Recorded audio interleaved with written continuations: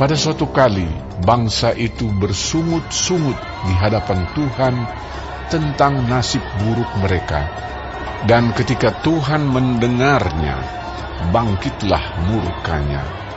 Kemudian menyalalah api Tuhan di antara mereka dan merajalela di tepi tempat perkemahan. Lalu berteriaklah bangsa itu kepada Musa, dan Musa berdoa kepada Tuhan, maka padamlah api itu. Sebab itu orang menamai tempat itu Tabera, karena telah menyala api Tuhan di antara mereka. Orang-orang bajingan yang ada di antara mereka kemasukan nafsu rakus, dan orang Israel pun menangislah pula serta berkata, "Siapakah yang akan memberi kita makan daging? Kita teringat kepada ikan yang kita makan di Mesir dengan tidak bayar apa-apa, kepada mentimu dan semangka, bawang pre, bawang merah dan bawang putih. Tetapi sekarang kita kurus kering, tidak ada sesuatu apapun, kecuali mana ini saja yang kita lihat." Adapun mana itu seperti ketumbar dan kelihatannya seperti damar bedolah. Bangsa itu berlari kian kemari untuk memungutnya, lalu menggilingnya dengan batu kilangan atau menumbuknya dalam lumpang. Mereka memasaknya dalam periuk dan membuatnya menjadi roti bundar. Rasanya seperti rasa panganan yang digoreng. Dan apabila embun turun di tempat perkemahan pada waktu malam, maka turunlah juga mana di situ.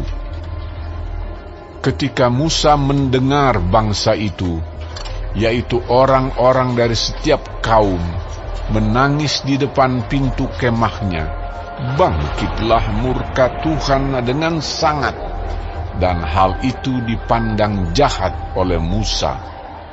Lalu berkatalah Musa kepada Tuhan, "Mengapa kau perlakukan hambamu ini dengan buruk, dan mengapa aku tidak mendapat kasih karunia di matamu, sehingga engkau membebankan kepadaku tanggung jawab atas seluruh bangsa ini? Akukah yang mengandung seluruh bangsa ini, atau akukah yang melahirkannya? Sehingga engkau berkata kepadaku, pangkulah dia seperti pak pengasuh memangku anak yang menyusu. Berjalan ke tanah yang kau janjikan dengan bersumpah kepada nenek moyangnya. Dari manakah aku mengambil daging untuk diberikan kepada seluruh bangsa ini? Sebab mereka menangis kepadaku dengan berkata, berilah kami daging untuk dimakan. Aku seorang diri tidak dapat memikul tanggung jawab atas seluruh bangsa ini, sebab terlalu berat bagiku. Jika engkau berlaku demikian kepadaku, sebaiknya engkau membunuh aku saja. Jika aku mendapat kasih karunia di matamu, supaya aku tidak harus melihat celakaku." Lalu berfirmanlah Tuhan kepada Musa, "Kumpulkanlah di hadapanku dari antara para tua-tua Israel 70 orang, yang kau ketahui menjadi tua-tua bangsa dan pengatur pasukannya. Kemudian bawalah mereka ke kemah pertemuan, supaya mereka berdiri di sana bersama-sama dengan engkau. Maka aku akan turun dan berbicara dengan engkau di sana. Lalu sebagian dari roh yang hinggap padamu itu akan kuambil dan kutaruh atas mereka. Maka mereka bersama-sama dengan engkau akan memikul tanggung jawab atas bangsa itu. Jadi tidak usah lagi engkau seorang diri memikulnya.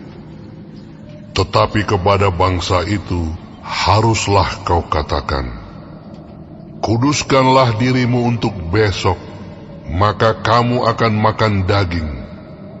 Sebab kamu telah menangis di hadapan Tuhan dengan berkata, siapakah yang akan memberi kami makan daging? Begitu baik keadaan kita di Mesir, bukan? Tuhan akan memberi kamu daging untuk dimakan. Bukan hanya 1 hari kamu akan memakannya, bukan 2 hari, bukan 5 hari, bukan 10 hari, bukan 20 hari, tetapi genap sebulan lamanya, sampai keluar dari dalam hidungmu, dan sampai kamu muak, karena kamu telah menolak Tuhan yang ada di tengah-tengah kamu, dan menangis di hadapannya dengan berkata, untuk apakah kita keluar dari Mesir? Tetapi kata Musa, Bangsa yang ada bersama aku ini berjumlah 600.000 orang berjalan kaki.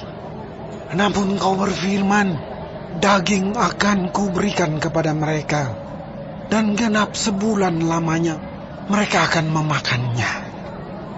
Dapatkah sekian banyak kambing domba dan lembu sapi disembelih bagi mereka, sehingga mereka mendapat cukup?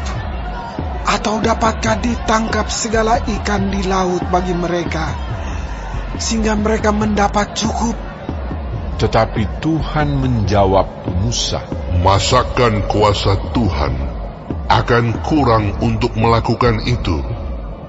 Sekarang engkau akan melihat apakah firman-Ku terjadi kepadamu atau tidak. Setelah Musa datang keluar, disampaikannya firman Tuhan itu kepada bangsa itu. Ia mengumpulkan 70 orang dari para tua-tua bangsa itu dan menyuruh mereka berdiri di sekeliling kemah. Lalu turunlah Tuhan dalam awan dan berbicara kepada Musa. Kemudian diambilnya sebagian dari roh yang hinggap padanya dan ditaruhnya atas ke-70 tua-tua itu. Ketika roh itu hinggap pada mereka, kepenuhanlah mereka seperti nabi, tetapi sesudah itu tidak lagi. Masih ada 2 orang tinggal di tempat perkemahan, yang seorang bernama Eldad, yang lain bernama Medad. Ketika roh itu hinggap pada mereka, mereka itu termasuk orang-orang yang dicatat, tetapi tidak turut pergi ke kemah. Maka kepenuhanlah mereka seperti nabi di tempat perkemahan. Lalu berlarilah seorang muda memberitahukan kepada Musa, Eldad dan Medad kepenuhan seperti nabi di tempat perkemahan. Maka menjawablah Yosua bin Nun yang sejak mudanya menjadi abdi Musa. Tuanku Musa, cegahlah mereka. Tetapi Musa berkata kepadanya, Apakah engkau begitu giat mendukung diriku? Kalau seluruh umat Tuhan menjadi nabi, oleh karena Tuhan memberi rohnya hinggap kepada mereka. Kemudian kembalilah Musa ke tempat perkemahan, dia dan para tua-tua Israel. Lalu bertiuplah angin yang dari Tuhan asalnya. Dibawanyalah burung-burung puyuh dari sebelah laut, dan dihamburkannya ke atas tempat perkemahan dan di sekelilingnya, kira-kira sehari perjalanan jauhnya ke segala penjuru, dan kira-kira 2 hasta tingginya dari atas muka bumi. Lalu sepanjang hari dan sepanjang malam itu, dan sepanjang hari esoknya, bangkitlah bangsa itu mengumpulkan burung-burung puyuh itu. Setiap orang sedikit-dikitnya mengumpulkan 10 homer. Kemudian mereka menyebarkannya lebar-lebar sekeliling tempat perkemahan. Selagi daging itu ada di mulut mereka, sebelum dikunyah, maka bangkitlah murka Tuhan terhadap bangsa itu, dan Tuhan memukul bangsa itu dengan suatu tulah yang sangat besar.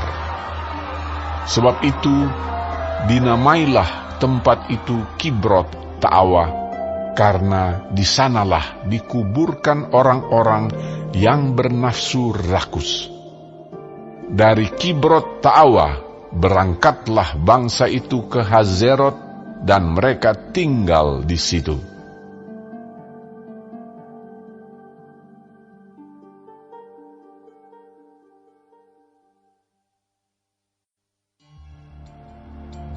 Miriam serta Harun mengatai Musa berkenaan dengan perempuan Kush yang diambilnya, sebab memang ia telah mengambil seorang perempuan Kush. Kata mereka, "Sungguhkah Tuhan berfirman dengan perantaran Musa saja? Bukankah dengan perantaran kita juga ia berfirman?" Dan kedengaranlah hal itu kepada Tuhan. Adapun Musa ialah seorang yang sangat lembut hatinya, lebih dari setiap manusia yang di atas muka bumi. Lalu berfirmanlah Tuhan dengan tiba-tiba kepada Musa, Harun, dan Miriam, "Keluarlah kamu bertiga ke kemah pertemuan." Maka keluarlah mereka bertiga. Lalu turunlah Tuhan dalam tiang awan, dan berdiri di pintu kemah itu, lalu memanggil Harun dan Miriam. Maka tampillah mereka keduanya. Lalu berfirmanlah ia, "Dengarlah firmanku ini. Jika di antara kamu ada seorang nabi, maka aku, Tuhan, menyatakan diriku kepadanya dalam penglihatan. Aku berbicara dengan dia dalam mimpi. Bukan demikian hambaku Musa, seorang yang setia dalam segenap rumahku. Berhadap-hadapan aku berbicara dengan dia, terus terang, bukan dengan teka-teki, dan ia memandang rupa Tuhan. Mengapakah kamu tidak takut mengatai hambaku Musa?" Sebab itu bangkitlah murka Tuhan terhadap mereka, lalu pergilah ia. Dan ketika awan telah naik dari atas kemah, maka tampaklah Miriam kena kusta, putih seperti salju. Ketika Harun berpaling kepada Miriam, maka dilihatnya bahwa dia kena kusta.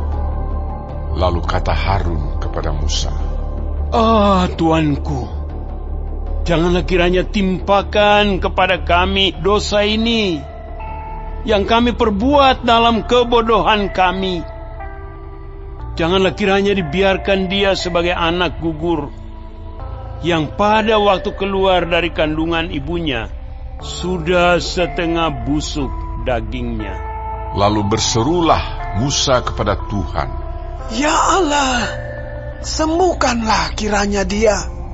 Kemudian berfirmanlah Tuhan kepada Musa, "Sekiranya ayahnya meludahi mukanya, tidakkah ia mendapat malu selama 7 hari? Biarlah dia selama 7 hari dikucilkan keluar tempat perkemahan, kemudian bolehlah ia diterima kembali." Jadi dikucilkanlah Miriam keluar tempat perkemahan 7 hari lamanya, dan bangsa itu tidak berangkat sebelum Miriam diterima kembali. Kemudian berangkatlah mereka dari Hazerot dan berkemah di padang gurun Paran.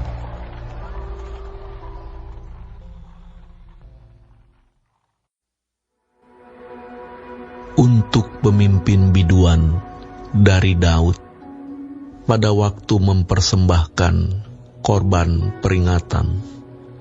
Ya Allah, bersegeralah melepaskan aku, menolong aku ya Tuhan. Biarlah mendapat malu dan tersipu-sipu. Mereka yang ingin mencabut nyawaku. Biarlah mundur dan kena noda mereka yang mengingini kecelakaanku. Biarlah berbalik karena malu mereka yang mengatakan, syukur, syukur. Biarlah bergirang dan bersukacita karena Engkau, semua orang yang mencari Engkau. Biarlah mereka yang mencintai keselamatan daripadamu selalu berkata, Allah itu besar. Tetapi aku ini sengsara dan miskin, ya Allah. Segeralah datang. Engkaulah yang menolong aku dan meluputkan aku. Ya Tuhan, janganlah lambat datang.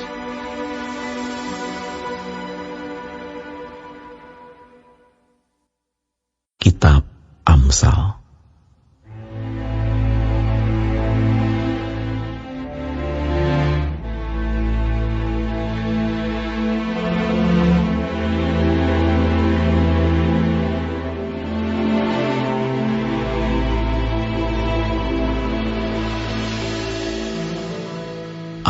Amsal Salomo bin Daud, Raja Israel, untuk mengetahui hikmat dan didikan, untuk mengerti kata-kata yang bermakna, untuk menerima didikan yang menjadikan pandai, serta kebenaran, keadilan, dan kejujuran, untuk memberikan kecerdasan kepada orang yang tak berpengalaman, dan pengetahuan serta kebijaksanaan kepada orang muda.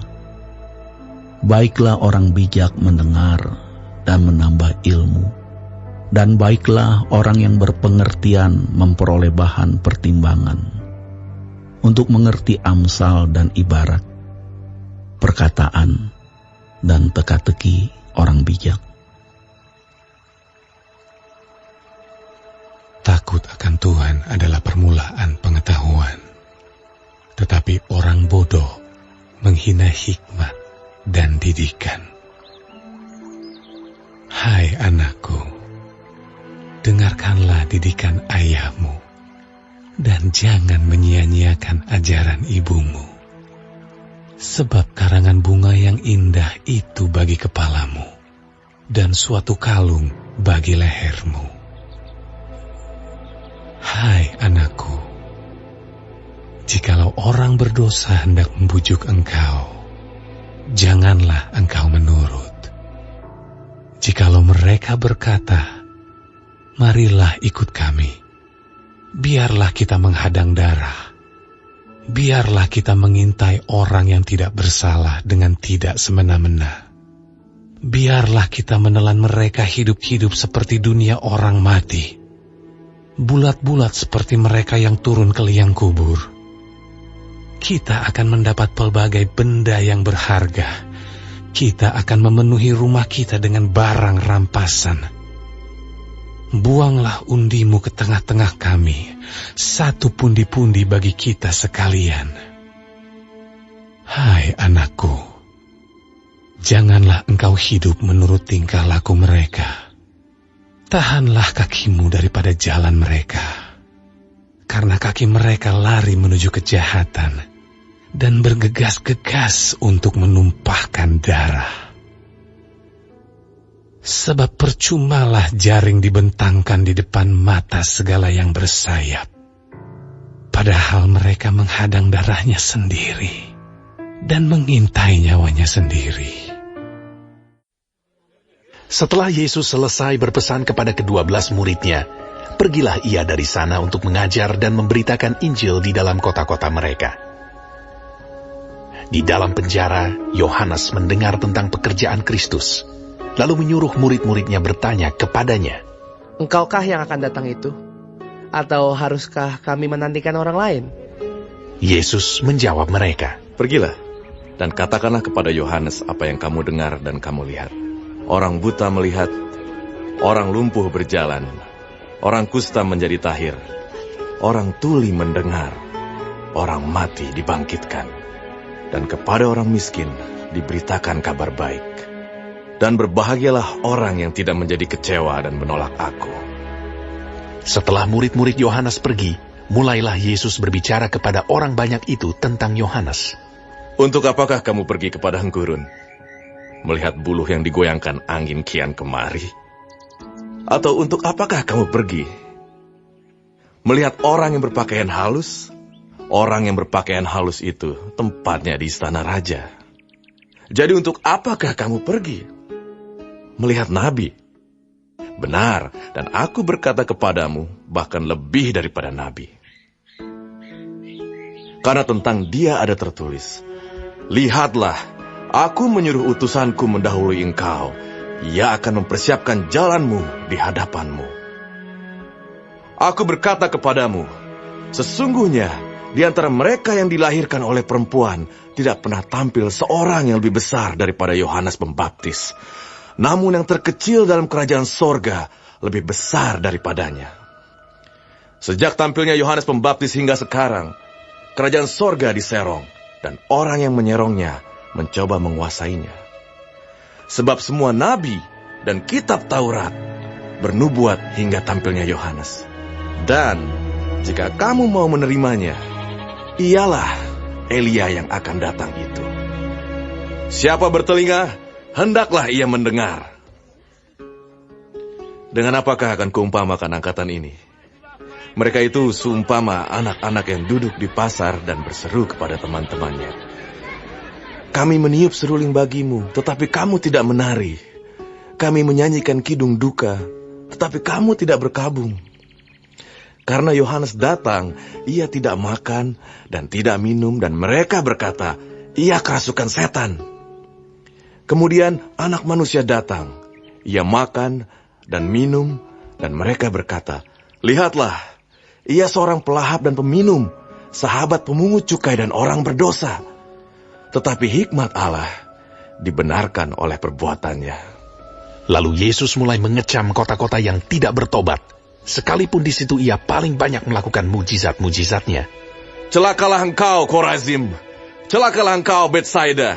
Karena jika di Tirus dan di Sidon terjadi mujizat-mujizat yang telah terjadi di tengah-tengah kamu, sudah lama mereka bertobat dan berkabung.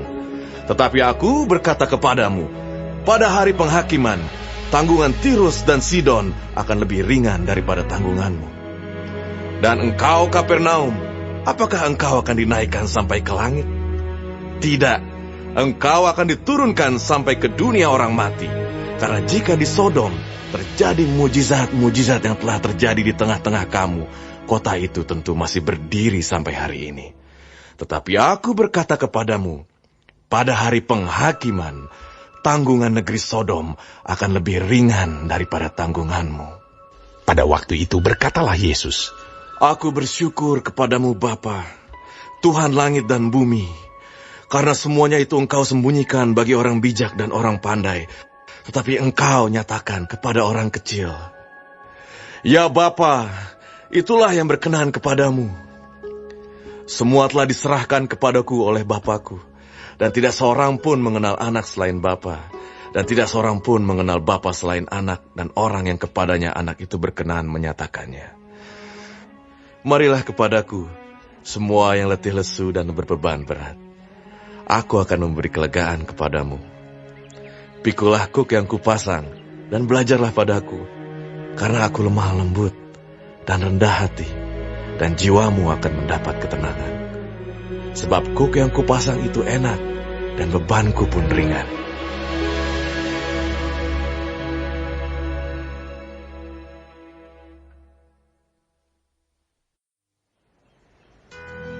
Dan aku, saudara-saudara, pada waktu itu tidak dapat berbicara dengan kamu seperti dengan manusia rohani, tetapi hanya dengan manusia duniawi yang belum dewasa dalam Kristus. Susulah yang kuberikan kepadamu, bukanlah makanan keras, sebab kamu belum dapat menerimanya. Dan sekarang pun kamu belum dapat menerimanya. Karena kamu masih manusia duniawi.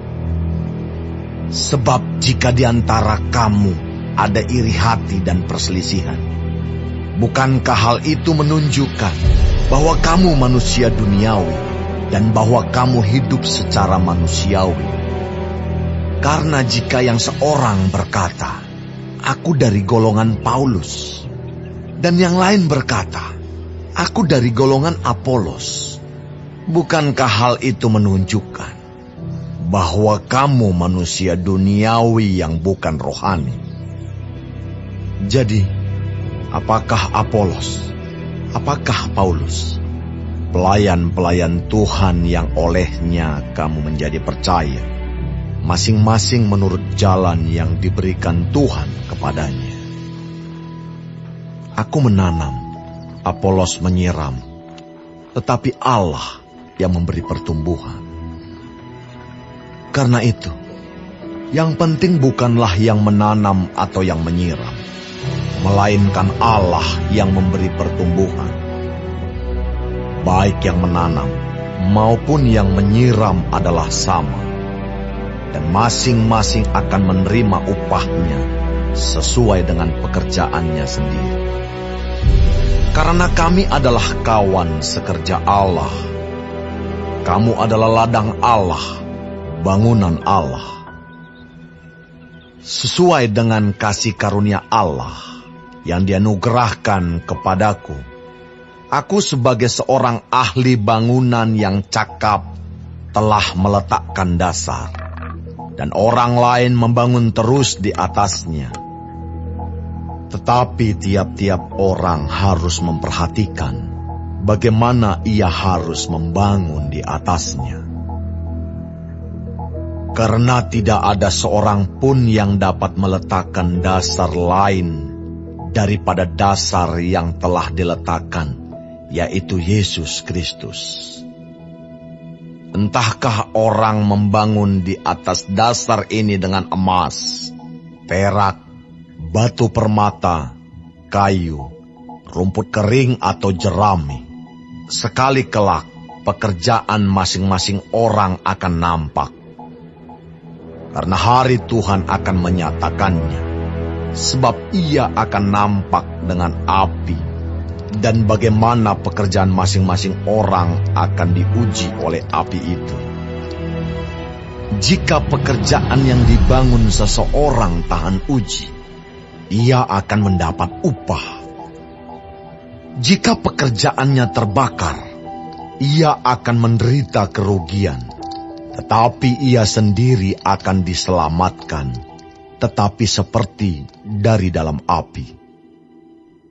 Tidak tahukah kamu bahwa kamu adalah bait Allah, dan bahwa Roh Allah diam di dalam kamu? Jika ada orang yang membinasakan bait Allah, maka Allah akan membinasakan dia. Sebab bait Allah adalah kudus, dan bait Allah itu ialah kamu. Janganlah ada orang yang menipu dirinya sendiri.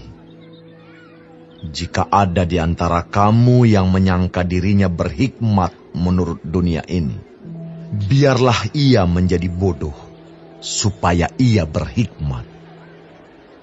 Karena hikmat dunia ini adalah kebodohan bagi Allah. Sebab ada tertulis, ia yang menangkap orang berhikmat dalam kecerdikannya. Dan di tempat lain, Tuhan mengetahui rancangan-rancangan orang berhikmat. Sesungguhnya, semuanya sia-sia belaka.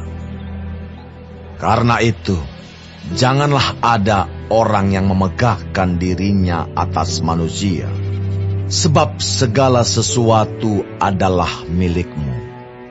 Baik Paulus, Apolos, maupun Kefas, baik dunia, hidup maupun mati, baik waktu sekarang maupun waktu yang akan datang, semuanya kamu punya. Tetapi kamu adalah milik Kristus, dan Kristus adalah milik Allah.